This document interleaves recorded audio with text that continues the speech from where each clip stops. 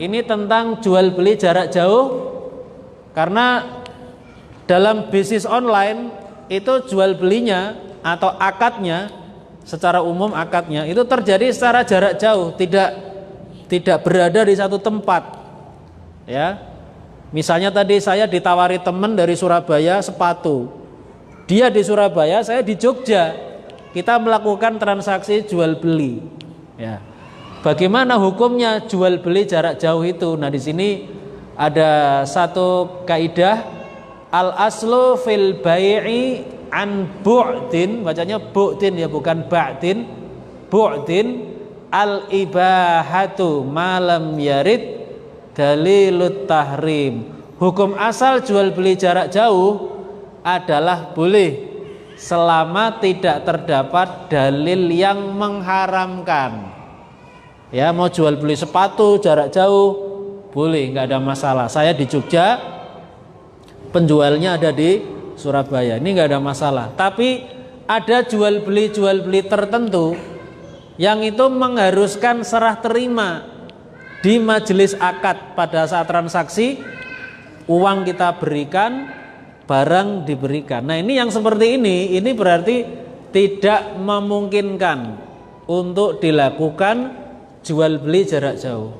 Termasuk juga nanti dalam kegiatan bisnis online. Contohnya apa? Misalnya jual beli emas. Emas itu barang yang khusus.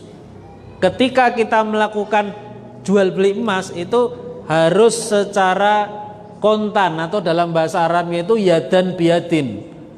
Ya, harus ada serah terima di majelis akad. Ini uangnya, ini emasnya saya terima. Nah, ini tidak mungkin dilakukan secara jarak jauh, itu tidak mungkin.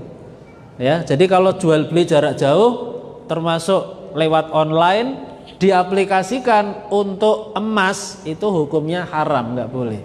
Ya. Nah, ini terkait dengan syarat-syarat. Kaidah yang keenam, al aslu fis syuruti fil muamalati al ibahah illa syuruton tukhalifus syar'a. Hukum asal menetapkan syarat-syarat dalam muamalah itu adalah boleh, kecuali syarat-syarat yang melanggar syariat Islam. Ini banyak sekali syarat-syarat yang ada dalam muamalah-muamalah ya. Nah, ini syarat-syarat ini hukumnya boleh kita membuat syarat dan ketentuan ya, terms and condition S dan K.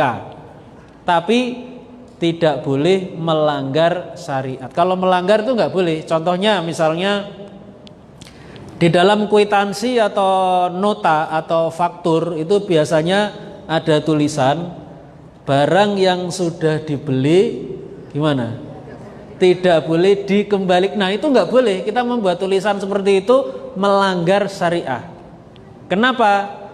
Karena kalau barang itu cacat dari pabrikan, pihak pembeli itu mempunyai hak khiyar, namanya hak memilih apakah jual belinya dilanjutkan atau dikembalikan barangnya itu. Itu ada hadisnya.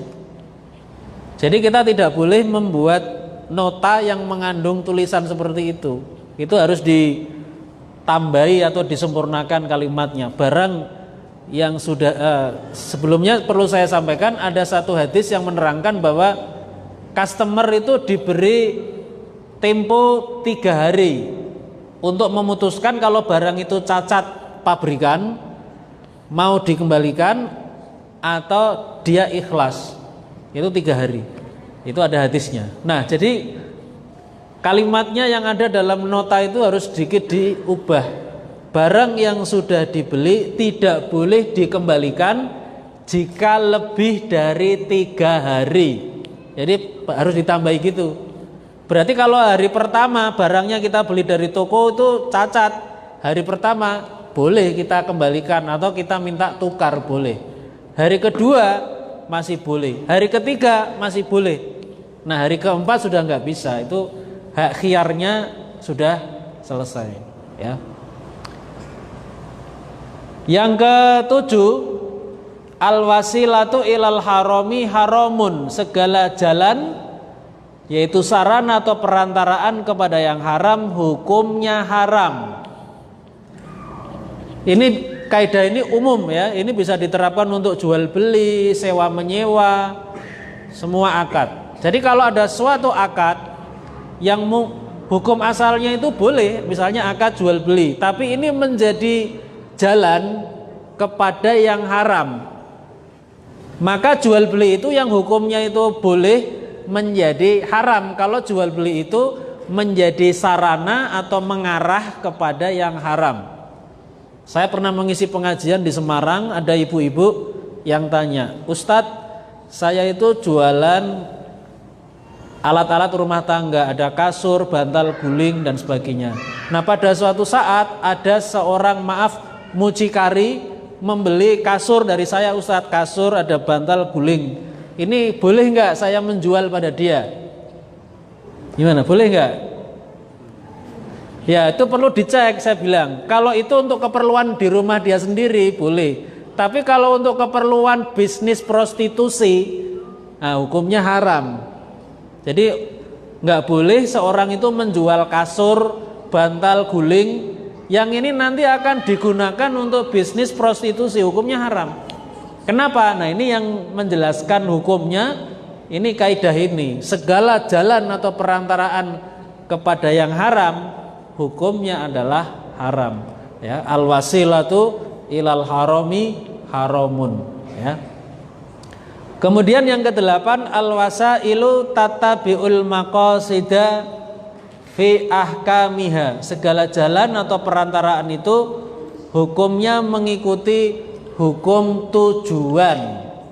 Ya, jadi segala macam jalan atau perantaraan, ya, wasilah ini bisa berupa alat atau sarana-sarana fisik, atau bisa berupa suatu aktivitas atau kegiatan. Ya, ini hukumnya wasilah itu mengikuti hukum maqasid. Ya, maqasid itu artinya tujuan.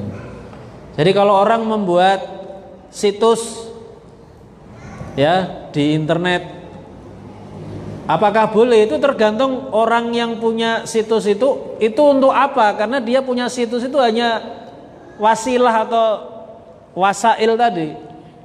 Kalau orang misalnya punya bisnis perbankan konvensional, dia punya bank, lalu ada situsnya, berarti situs itu hukumnya bagaimana? Mengikuti kegiatan bank. Kegiatan bank itu mengandung riba, hukumnya haram. Maka segala sarana prasarana yang mengarah kepada kegiatan perbankan yang konvensional tadi, ini hukumnya haram. Dia membuat situs.